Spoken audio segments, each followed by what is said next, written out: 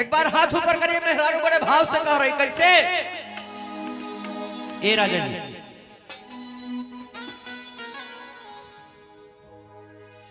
कि आसों के नवमी में हरे घरे अइबा कि ना अइबा,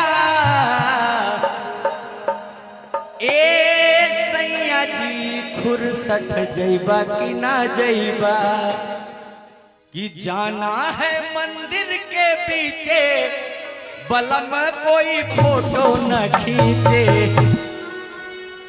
खड़े रहना हमारा पीछे। पत्नी कह रही है नई नवेली दुल्हन कि ए जी आप हमारे साथ साथ रहिएगा, नहीं तो वो फोटो हमारा लगा देते, अपने साथ लगा देते।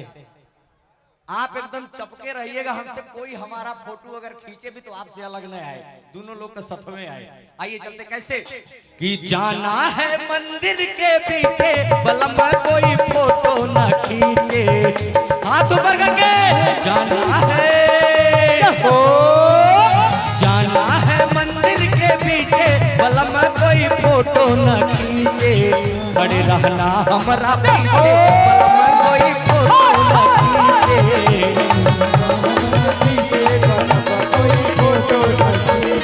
जाना है,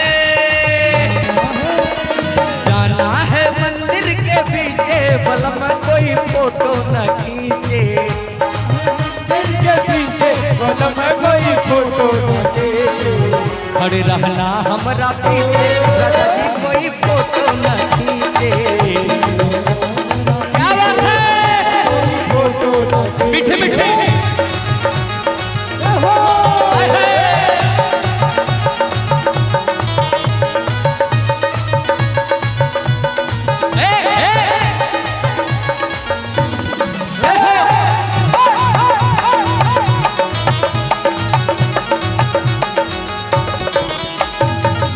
मन मोरी भावे मोरी माई के चुनरिया, माई के चुनरिया, चम चम चमकेला माई के चुनरिया, माई के चुनरिया, बात कही, बात कही हम सबके साथे बलम कोई फोटो न खींचे, खड़े रहना हमारा पीछे